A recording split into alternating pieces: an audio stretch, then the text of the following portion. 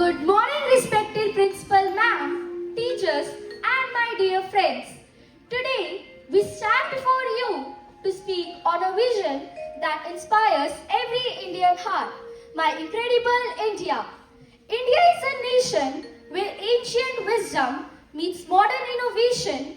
We are the land of zero and Ayurveda, of yoga and Chandrayaan. From the Vedas to artificial intelligence, India has always shown the world that knowledge is our greatest strength. Today, India is among the world's fastest growing economies. Our scientists launch satellites at record-breaking costs, our doctors serve across the globe, and our youth drive the world's biggest technology companies. With the world's largest young population, we hold an unmatched human potential. In the soft glow of this fresh morning, let kindness and calmness take their place. We welcome everyone to join your hands as we begin the prayer of wisdom.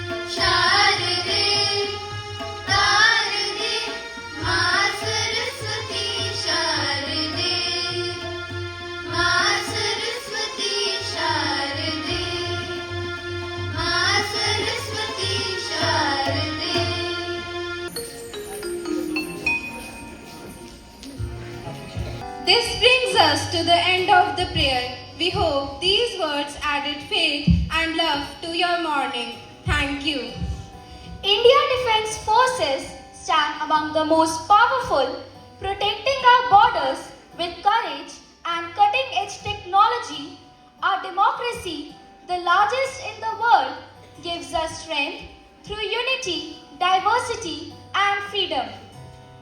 In the rush of daily life, wisdom often hides in the gentlest corners. Let us slow our pace, open our minds, and welcome a reflection that can act as a compass for the hours ahead. We now invite today's presenter to share the thought of the day. Good morning everyone. I am Laksh from class 7th and today I will present the thought of the day. Don't believe in the fact that the sky is the limit. Don't believe in the fact that the sky is the limit, or else why would there be footprints on the moon? I repeat, Don't believe in the fact that the sky is the limit. Don't believe in the fact that the sky is the limit. Or else, why would there be footprints on the moon? Thank you. Thank you, Laksh, for this wonderful insight. After these thought-provoking pearls of wisdom, I want to take you to the journey of India's glorious past, a Hindi poem which describes the Indian history in a beautiful manner. प्रभात, मैं रघुवीर और मैं देवांश आज आप सबके समक्ष एक हिंदी कविता प्रस्तुत करने जा रहे हैं जिसका शीर्षक है भारत की समृद्ध विरासत। भारत का इतिहास है ऐसा जैसे समय की कोई कहानी। भारत का इतिहास है ऐसा जैसे समय की कोई कहानी जहाँ हर युग ने नए रंग भरे और लिखी नई जुबानी। यहाँ सिंधु की धारा ने एक नई सभ्यता को जन्म दिया। यहाँ सिंधु की धारा ने एक नई सभ्यता को जन्म दिया। कस्बों, मार्गों, कलाओं ने एक नया युग आरंभ किया। वैदिक मंत्रों की गूंज में सत्य और ज्ञान खिले। ऋषियों की तपोभूमि पर मानव मूल्य नित्य मिले। अशोक के धम्म का संदेश दूर दूर तक फैल गया। अशोक के धम्म का संदेश दूर दूर तक फैल गया। करुणा, शांति, मानवता का दीप जग में जल गया। गुप्त युग आया स्वर्ण आभा में। गुप्त युग आया स्वर्ण आभा में। विज्ञान गणित चमक उठे। आर्यभट्ट के नक्षत्रों जैसे ज्ञान के दीप दमक उठे। फिर दिल्ली के दरबारों में नई संस्कृति ने रूप लिया। मुगल कलाओं के रंगों ने भारत को और सुगंध दिया। मराठों की तलवार चमकी। सिखों की शान, राजपूतों के साहस को भी धरती की मर्यादा जान रही। फिर जब आजादी की ज्वाला अंतर्मन में जल उठी, भारत माँ की बेड़ियां जनता ने मिलकर तोड़ दी। यह इतिहास हमें सिखाता है, संकट आते जाते हैं, पर एकजुट होकर चलने वाले राष्ट्र अमर कहलाते हैं। धन्यवाद। यह हिंदी कविता आपके लिए स्वाभिमान और देशभक्ति की भावना को जागृत करेगी, हम यह आशा करते हैं। Becoming a true superpower is not just about GDP or military power, it is about values. It is about Vasudhaiv Kutumbakam, the belief that the whole world is one family. It is about coexistence, peace, and the moral leadership India has always offered. Now, I would like to draw your attention to the next presentation of our assembly. In this segment, our students will be coming forward to present a thoughtful and informative skit based on history. Their performance aims to share an important message and create awareness in an engaging way. So, with warm hearts, let us welcome the students on stage to begin their skit. हम इतिहास के 12वीं सदी के पन्नों को खोलेंगे और देखेंगे कि गौर का सुल्तान मोहम्मद गौरी हाथ में तलवार लेकर हिंदुस्तान के राज्यों पर धावा बोलता और लूटपाट करता। वो चाहता था कि गौर हिंदुस्तान की तरह सोने की चिड़िया कहलाए और अपना स्थायी साम्राज्य स्थापित करना चाहता था। अब उसकी निगाह दिल्ली और अजमेर पर थी। हाँ, वही दिल्ली और अजमेर जिसके सिंहासन पर पृथ्वीराज चौहान विराजमान थे। वो वीर और बहादुर योद्धा थे। वो युद्ध कला में माहिर और निपुण थे।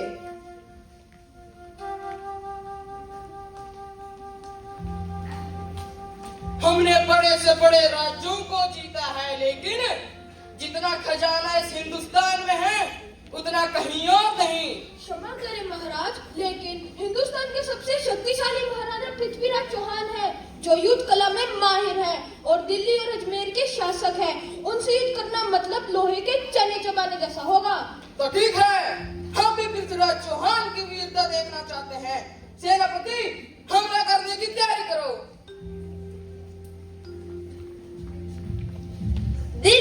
और अजमेर के शासक पृथ्वीराज चौहान जो सिंहासन पर विराजमान है, उनके कानों तक युद्ध की सूचना पहुंची है।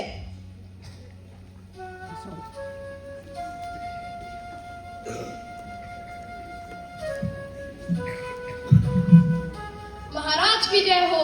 महाराज, अभी अभी सूचना मिली है कि गौर का सुल्तान मोहम्मद गौरी पंजाब में मुल्तान पर फतेह का झंडा लहराने के बाद अब दिल्ली और अजमेर की तरफ आक्रमण करने की तैयारी कर रहा है। पृथ्वीराज चौहान इतना कमजोर नहीं कि मोहम्मद गौरी जैसे तुच्छ लुटेरे से भयभीत हो जाए। हम राजपूत हैं, राजपूत। हम किसी के आक्रमण से नहीं डरते। करने दो आक्रमण।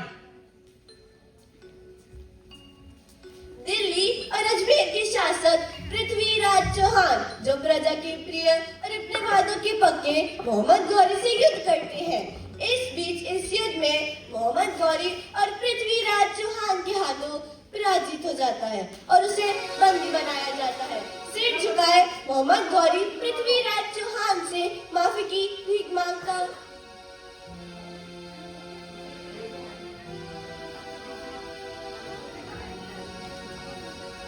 पृथ्वीराज, मैंने दिल्ली और अजमेर पर आक्रमण करके बहुत बड़ी गुस्ताखी की। इसके लिए मुझे क्षमा कर दे। कहते हैं कि हिंदुस्तान के राजा और शासकों दुश्मनों को सुधरने का एक मौका जरूर देते हैं। तुमने सही सुना है। हम तुम्हें भी माफ कर सकते हैं, लेकिन एक शर्त पर कि तुम कभी भी हिंदुस्तान की तरफ आंख उठाकर नहीं देखोगे। खुदा की कसम पृथ्वीराज, खुदा की कसम, मैं कभी हिंदुस्तान की तरफ आंख उठाकर नहीं देखूंगा। महाराज, इस लुटेरे को माफी मतलब दुश्मन की तमन्ना पूरी करना। महाराज, इस गद्दार को तो मौत की सजा होनी चाहिए। सेनापति, हम तुम्हारे सुझाव का सम्मान करते हैं, लेकिन हर एक किसी को अपनी एक गलती सुधारने का मौका देना ही चाहिए। इस तरह मोहम्मद गौरी माफी पाकर गौर चला जाता है। क्षमादान पाकर मोहम्मद गौरी गौर तो चला जाता है, लेकिन वह पृथ्वीराज को बंदी बनाने के लिए और अपना स्थायी साम्राज्य स्थापित करने के लिए षड्यंत्र पर षड्यंत्र रचता रहता। वह अपनी हरकतों से बाज नहीं आता। वह द्वारा दिल्ली और अजमेर पर हमला करने की तैयारी में था।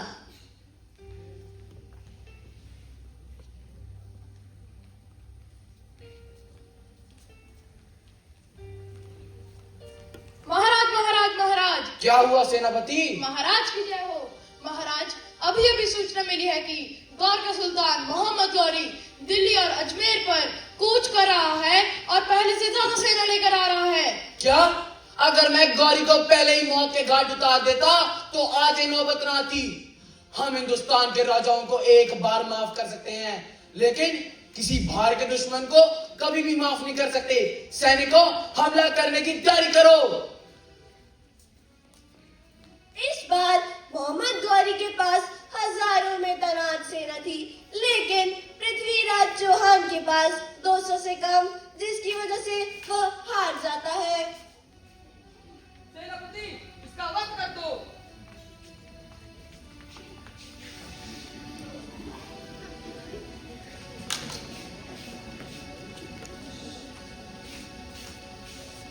इस तरह इतिहास के पन्नों पर पृथ्वीराज चौहान का अंत हो जाता है, लेकिन उसकी आत्मा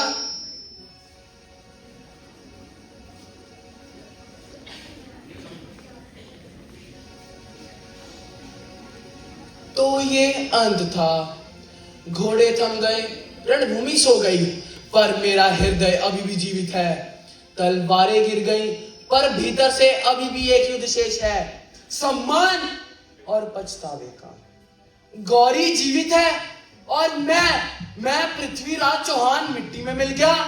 क्या यही भाग्य था भारत का कि आर्य भूमि झुके विदेशी ताज के नीचे? राजन, तुमने पराक्रम किया है। तुम धर्म के दीप थे अंधकार में, पर क्यों क्षमा कर दिया उस गौरी को जो लौट कर तुम्हारा वध कर गया? क्योंकि मैं क्षत्रिय धर्म में विश्वास रखता हूँ। मुझे लगा कि क्षमा ही वीरता का सर्वोच्च रूप है, पर अब समझ आया, जब दया दुष्ट पर की जाए तो वो धर्म नहीं, दुर्बलता बन जाती है। देखो राजन, देखो, आग फैल रही है। मंदिर टूट रहे हैं, नारी की लाज लूटी जा रही है और भारत माता रो रही है। राजन, तेरे वीरों की भूमि अब पतंत्र होती जा रही है। बस करो, मुझे मत दिखाओ मेरी ही मौत की ज्वाला। हर पुकार जो दिल्ली से उठती है मेरे हृदय को छलनी कर देती है। हे माँ भारती, तेरा पुत्र तुझे क्षमा मांगता है। तेरे लिए लड़ा, तेरे लिए मरा, पर तेरा मुकुट ना बचा सका। पर नहीं, भारत की आत्मा अमर है। जब तक मरुस्थल की रेत तपती रहेगी, जब तक गंगा बहेगी, जब तक किसी बालक की आंखों में स्वाभिमान चमकेगा, तब तक मैं जीवित रहूंगा। हर उस हाथ में जो तलवार उठाएगा लेके वहां मेरी आत्मा होगी, वहां मेरी आत्मा होगी।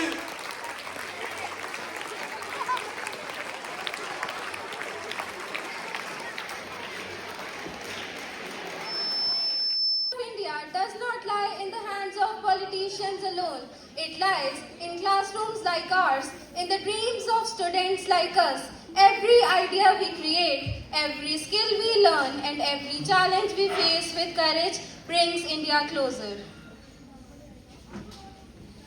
After India gained independence from British rule in 1947, the nation began a remarkable journey of rebuilding itself. The adoption of Constitution in 1950 established India as a democratic republic, giving every citizen the right to vote and participate in nation building.